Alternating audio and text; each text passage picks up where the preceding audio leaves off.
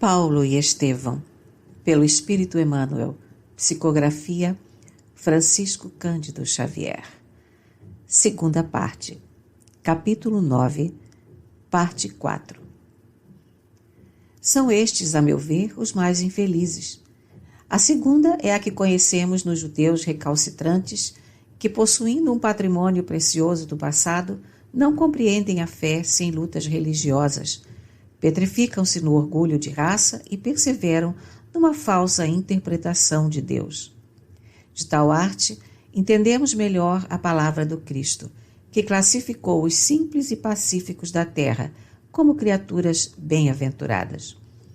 Poucos gentios cultos e raros judeus crentes na lei antiga estão preparados para a escola bendita da perfeição com o Divino Mestre.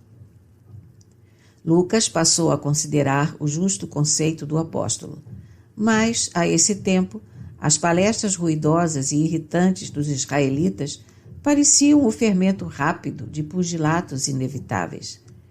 O ex-rabino, porém, desejoso de paz, subiu novamente à tribuna e exclamou: Irmãos, evitemos as contendas estéreis e ouçamos a voz da própria consciência.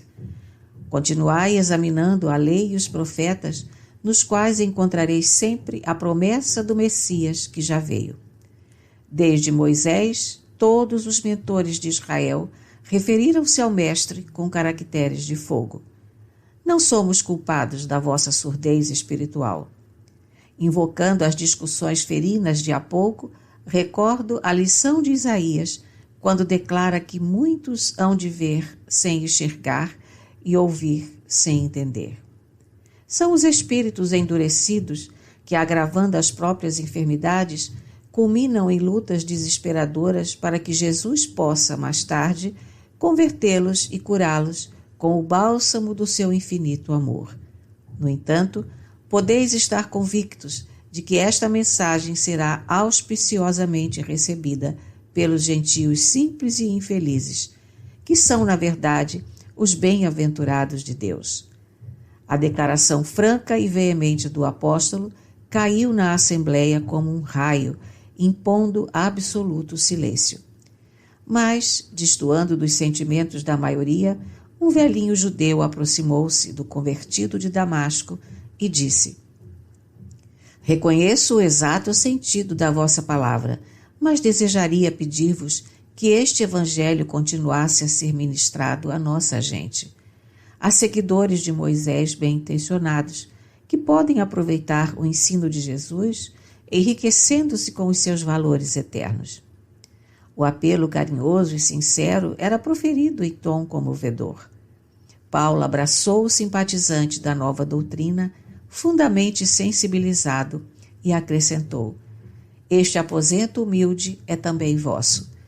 Vinde conhecer o pensamento do Cristo sempre que vos aprouver. Podereis copiar todas as anotações que possuo. E não ensinais na sinagoga? Por enquanto, preso como estou, não poderei fazê-lo, mas hei de escrever uma carta aos nossos irmãos de boa vontade. Dentro de poucos minutos, a compacta reunião se dissolvia com as primeiras sombras da noite. Daí por diante, aproveitando as últimas horas de cada dia, os companheiros de Paulo viram que ele escrevia um documento a que dedicava profunda atenção. Às vezes, era visto a escrever com lágrimas, como se desejasse fazer da mensagem um depósito de santas inspirações. Em 2 meses, entregava o trabalho a Aristarco para copiá-lo, dizendo: Essa é a Epístola aos Hebreus. Fiz questão de grafá-la, valendo-me dos próprios recursos, pois que a dedico aos meus irmãos de raça, e procurei escrevê-la com o coração. O amigo compreendeu o seu intuito e, antes de começar as cópias, destacou o estilo singular e as ideias grandiosas e incomuns. E Paulo continuou trabalhando incessantemente a benefício de todos. A situação como prisioneiro era a mais confortadora possível. Fizera-se benfeitor desvelado de todos os guardas que lhe testemunhavam o esforço apostólico.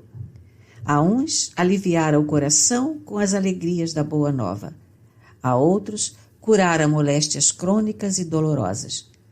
Frequentemente, o benefício não se restringia ao interessado, porque os legionários romanos lhe traziam os parentes, os afeiçoados e os amigos para se beneficiarem ao contato daquele homem dedicado aos interesses de Deus. Logo ao terceiro dia, deixou de ser algemado, porque os soldados dispensavam a formalidade, apenas guardando-lhe a porta como simples amigos. Não poucas vezes, esses militares benévolos o convidavam a passear pela cidade, especialmente ao longo da Via Ápia, que se havia tornado o local da sua predileção. Sensibilizado, o apóstolo agradecia essas provas de condescendência. Os benefícios do seu convívio tornavam-se dia a dia mais evidentes. Impressionados com a sua palestra educativa e com as suas maneiras atenciosas, muitos legionários, antes relapsos e negligentes, transformavam-se em elementos úteis à administração e à sociedade. Os guardas começaram a disputar o serviço de sentinela ao seu aposento, e isso lhe valia pelo melhor atestado de valor espiritual. Visitado incessantemente por irmãos e emissários das suas igrejas queridas, da Macedônia e da Ásia, prosseguia desdobrando energias na tarefa de amorosa assistência aos amigos e colaboradores distantes, mediante cartas inspiradíssimas. Havia quase 2 anos que o seu recurso a César jazia esquecido nas mesas dos juízes displicentes, quando sobreveio um acontecimento de magna importância. Certo dia, um legionário amigo levou ao convertido de Damasco um homem de feições másculas e enérgicas, aparentando 40 anos, mais ou menos. Tratava-se de Acácio Domício, personalidade de grande influência política e que de algum tempo tinha cegado em misteriosas circunstâncias. Paulo de Tarso o acolheu com bondade e, depois de impor-lhe as mãos, esclarecendo sobre o que Jesus desejava de quantos lhe aproveitavam a munificência, exclamou comovidamente: Irmão, agora convido-te a ver, em nome do Senhor Jesus Cristo. Vejo, vejo, gritou o romano tomado de júbilo infinito, e logo, num momento instintivo, ajoelhou-se em prantos e murmurou: Vosso Deus é verdadeiro. Profundamente reconhecido a Jesus, o apóstolo deu-lhe o braço para que se levantasse e ali mesmo Domício procurou conhecer o conteúdo espiritual da nova doutrina, a fim de reformar-se e mudar de vida. Solícito, anotou logo as informações relativas ao processo do ex-rabino, acentuando ao despedir-se: Deus me ajudará para que possa retribuir o bem que me fizestes. Quanto à vossa situação, não duvideis do desfecho merecido, porque na próxima semana teremos resolvido o processo com a absolvição de César.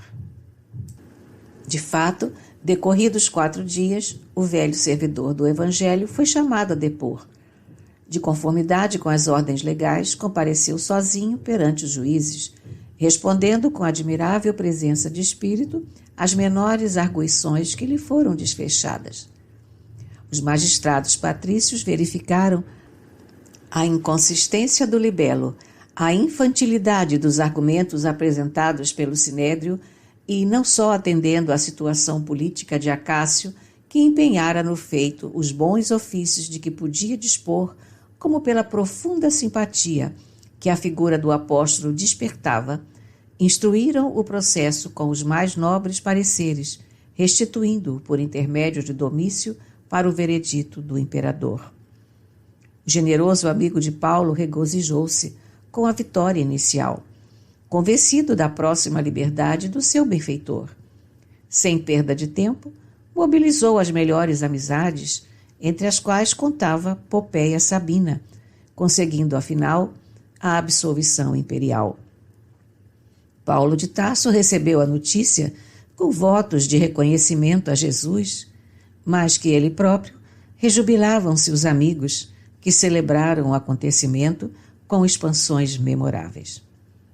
O convertido de Damasco, entretanto, não viu nisso tão só um motivo para regozijo pessoal, mas a obrigação de intensificar a difusão do Evangelho de Jesus. Durante um mês, no princípio do ano 63, visitou as comunidades cristãs de todos os bairros da capital do Império. Sua presença era disputada por todos os círculos que o recebiam entre carinhosas manifestações de respeito e de amor pela sua autoridade moral. Organizando planos de serviço para todas as igrejas domésticas que funcionavam na cidade, e depois de inúmeras prédicas gerais nas catacumbas silenciosas, o incansável trabalhador resolveu partir para a Espanha. Debalde intervieram os colaboradores, rogando-lhe que desistisse. Nada o demoveu. De há muito alimentava o desejo de visitar o extremo do Ocidente. E, se fosse possível, desejaria morrer convicto de haver levado o Evangelho aos confins do mundo.